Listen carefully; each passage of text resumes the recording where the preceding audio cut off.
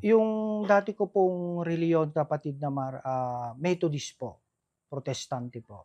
Nung bata pa po ako nandun na po talaga yung pagmamahal ko po sa Panginoong Diyos.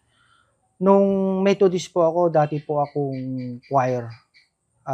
Sumasali din po ako, pumupunta po ako sa mga fellowship 'pag nagkakaroon po kami ng fellowship po sa dati ko pong relihiyon. Nabago po lahat po yon nung ako po ay nag-aral na po sa kolehiyo na meron po akong ka-boardmate na kapatid at ako po ay inanyayahan na makinig po ng pamamahayag.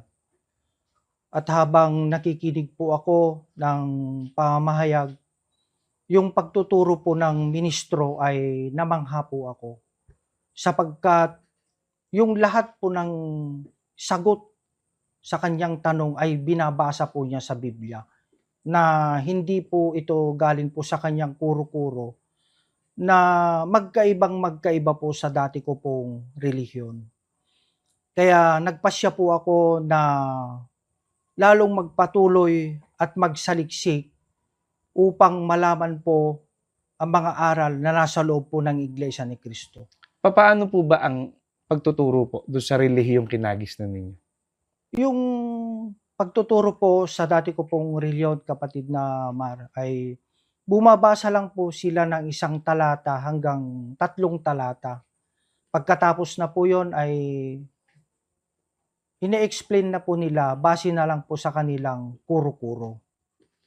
Yun po yung napakinggan ko po nung dumalo po ako ng pamahayag.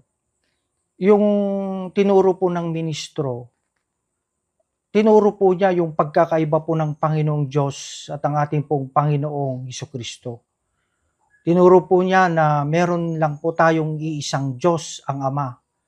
At tinuro din po niya na ang Panginoong Hesukristo po ay tao at siya po ang tagapamagitan sa ating pong Panginoong Diyos. Yung aral po na napakinggan ko po sa dati ko pong relihiyon ay naniniwala po kami sa Trinity, na yung Diyos daw po ay may 3 persona. Ang Diyos Ama, Diyos Anak, at ang Diyos Espiritu Santo. Yun po yung tinuro po sa amin nung dati po naming relihiyon. Wala po akong maalala na meron po silang binasa po sa Biblia. Yung pastor na nagtuturo, sinasabi lang po niya.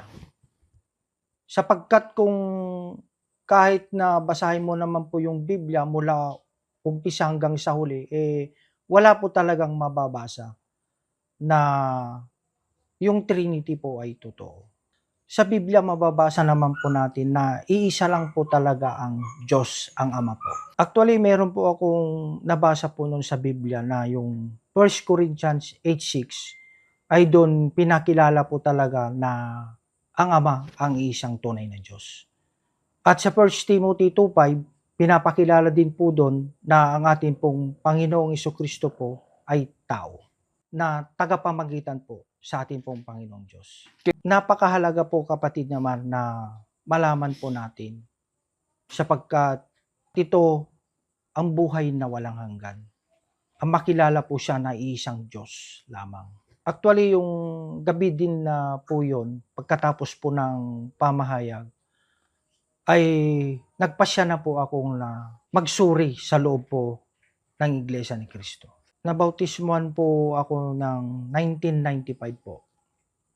Simula po nung